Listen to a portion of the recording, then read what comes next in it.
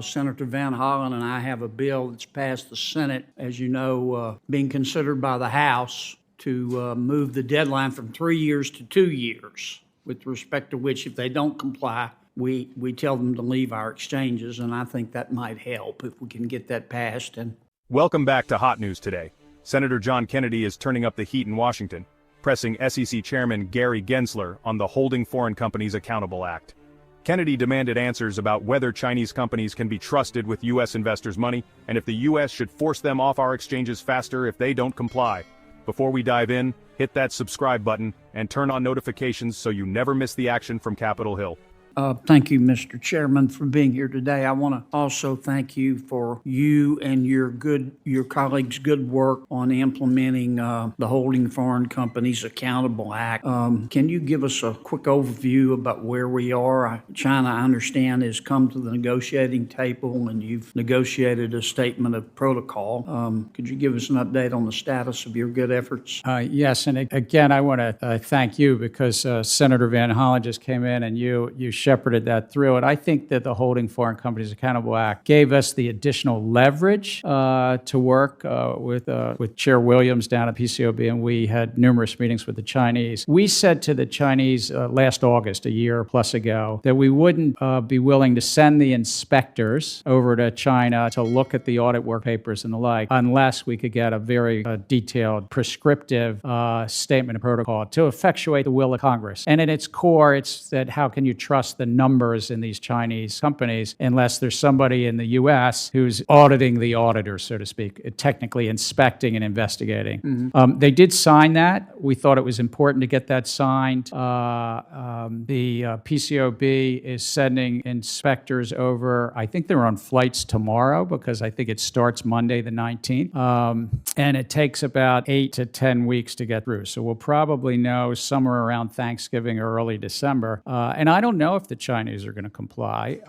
They've told me. I mean, the Ministry of Finance have told me directly on WebEx calls, and the China Securities Regulatory Commission has said they will comply. And it's pretty clear. No redactions in the work papers. Take testimony from whomever the PCOB needs to take testimony from. They can onward share the information to us, and they can pick whichever companies they want to look at. Kennedy thanked Gensler but quickly shifted to the issue of foreign companies, especially Chinese firms, listed on American exchanges. He reminded everyone that without real oversight, U.S. investors are left in the dark.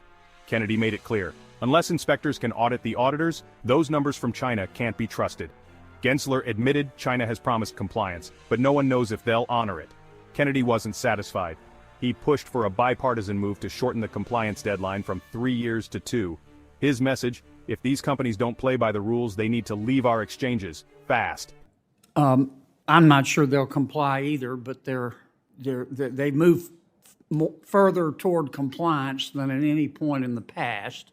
Senator Van Hollen and I have a bill that's passed the Senate, as you know, being considered by the House to move the deadline from 3 years to 2 years, with respect to which, if they don't comply, we tell them to leave our exchanges, and I think that might help if we can get that passed, and I appreciate your good efforts there. In my last 2 minutes, I wanted to shift gears on the climate risk disclosure, and I don't mean to be critical. I'm trying to understand, because I thought Senator Tester raised some very good questions. What's your best guess of the cost of compliance with your climate risk disclosure rule? So, one, I do support your accelerating Holding Foreign Companies Accountable Act to 2 years versus 3, because I think it will continue to have the right leverage, even if the Chinese authorities, the Chinese regulators allow for compliance this year. What about next year? What about next year? So I do support that. Thank you.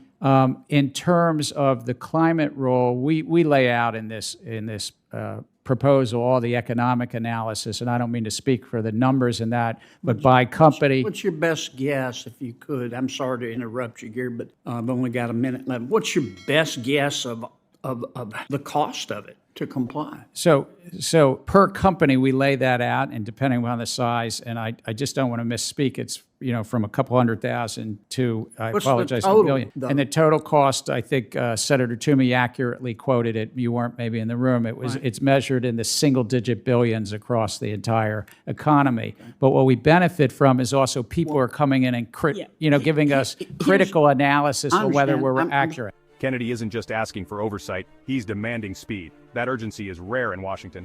Kennedy also drilled Gensler on the SEC's new climate risk disclosure rules. The cost? Billions across the U.S. economy. He pressed Gensler, would these new rules actually lower global temperatures? Gensler said the goal is to give investors better information, not to fix climate change. I'm sorry to interrupt, but I'm going to run out of time. Here's my question. It'll cost billions of dollars to comply. Those are scarce resources. To the extent that people like Senator Tester have to spend the money to comply, they can't spend the money on something else. Presumably, the purpose of the rule is to focus investors' attention on the risk of climate change so that they will demand that companies do a better job, the purpose of which is to lower the world's temperatures. Am I okay? Am I doing No, actually, but that's not the purpose. The purpose, I can speak for the 5-member commission, but also for myself. We're not a merit regulator. So the purpose actually is not to do what you said. It's just for investors to get the information. I think the people supporting the rule, that's their intention. That's not why I support it. Okay, fair enough. But I think that's what most people expect. You put pressure on the companies to disclose. Shareholders put pressure, people do better job. But I'd like to see, while you're asking Senator Tester and the other people to estimate, I would like to see some sort of estimate of how much all this money spent on compliance is going to lower world temperatures. Kennedy argued that while America spends trillions, China and India keep burning coal with thousands of plants, while the U.S. has fewer than 100. I mean, we're spending. I believe in clean air and bright water. I want to be able to eat and live indoors.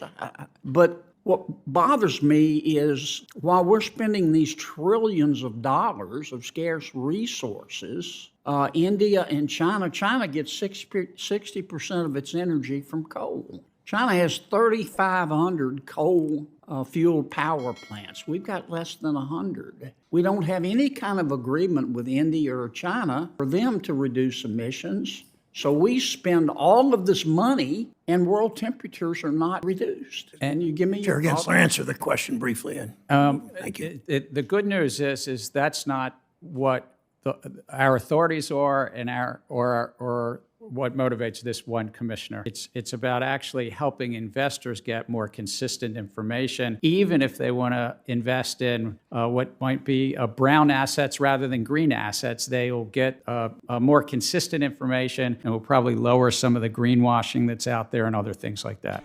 Kennedy's closing words.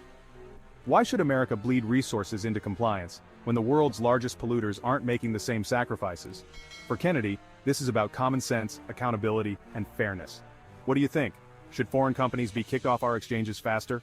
Are these climate rules worth the cost? Drop your thoughts below, and don't forget to like, share, and subscribe to Hot News Today.